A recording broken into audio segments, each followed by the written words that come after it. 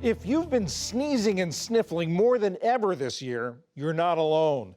Allergy season started earlier and has been more intense all over the country, especially in the north and southeast. Ali Rogan looks at why it's so early and so bad and what people can do to ease their symptoms. You don't need to be a doctor or a scientist to know that this allergy season feels particularly pernicious. All you have to do is step outside. Every single region of the country is experiencing growth in pollen production, with the Pacific Northwest expected to see the largest increase nationally over the coming decades. To discuss the science behind allergy season and some of the medical remedies available, I'm joined by Teresa Crimmins. She's the director for the National Phenology Network, which tracks and studies seasonal biological events, and Dr. Stanley Feinman, an allergist and the editor-in-chief of the publication Allergy Watch. Thank you so much for joining us both.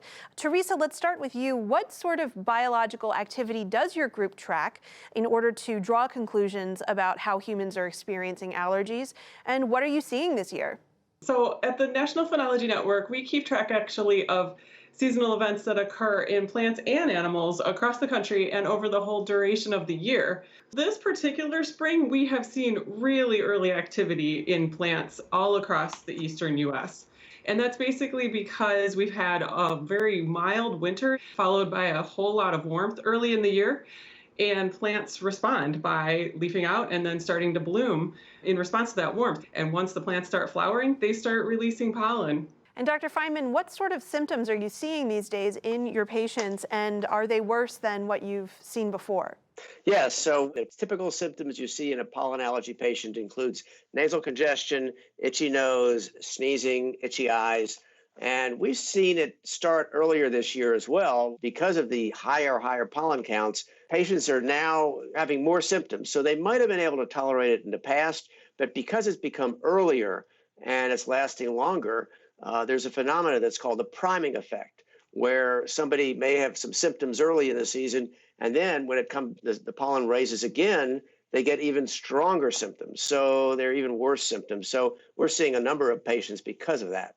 And when we talk about, Teresa, it being warmer earlier in the year, a lot of people's minds go to that's climate change. So is there a link between climate change, human man-made pollution, and what you've been tracking when it comes to allergies? Yeah, there is really. And it traces back to the biology that we learned in high school. Plants need carbon dioxide in order to photosynthesize. And we are putting a lot more carbon dioxide in the air. We have been for 150 years now. And as those CO2 levels have increased in the atmosphere, we're giving plants the ingredients that they need to grow more robustly and to grow more pollen.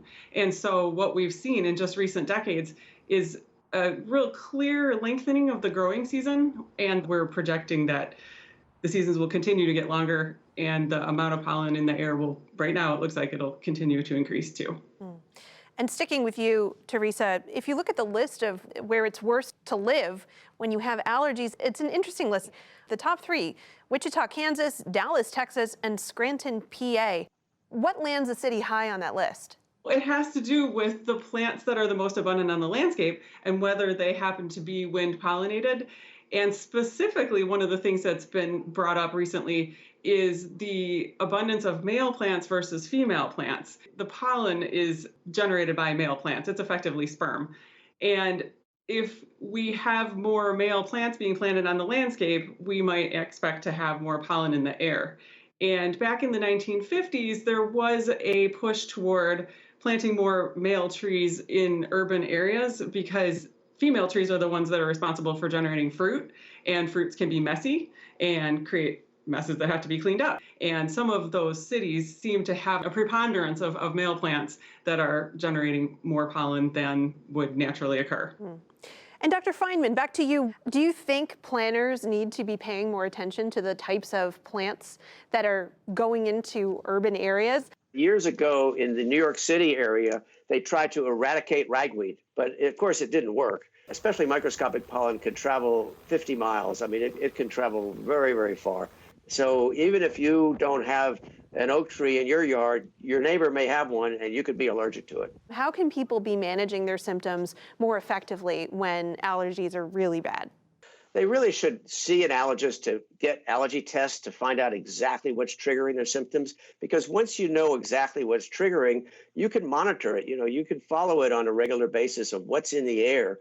Usually when they do the allergy skin test, then you get an allergy management plan from the allergist. And that could involve medications. It could even involve allergy immunotherapy, which is allergy shots or sublingual drops to help desensitize the patient so they no longer have as much of a dramatic symptom effect when they're exposed to that high pollen count. I'd love to follow up on what Dr. Feynman said. If you can identify what your sensitivity is, then you can track what is in the air and when it is. And my network, that's what we do. And we run a program that invites folks of all ages and backgrounds to track exactly what they're seeing happening seasonally. And so that program, Nature's Notebook, is a perfect opportunity for tracking when different plants are in flower in your area. And you can directly then impact your own health in that way. A last question to both of you. What, if anything, can be done to reverse this trend of allergy seasons seemingly getting longer and more intense every year? If we can curb emissions, that would definitely slow down the rate of increase of carbon dioxide in the air and thereby kind of bend that curve in terms of the CO2 that we're feeding to the plants that is enabling them to continue to grow larger and more robustly and generating more pollen. We know that patients who are exposed to higher auto emission rates and have allergies have more severe symptoms. So those children who live near highways have usually more severe symptoms of their asthma and of whatever allergy problem that they have, usually respiratory. Teresa Crimmins with the National Phenology Network and Dr. Stanley Feynman, an allergist and the editor-in-chief of Allergy Watch. Thank you so much for your time. Thank you. Thank you.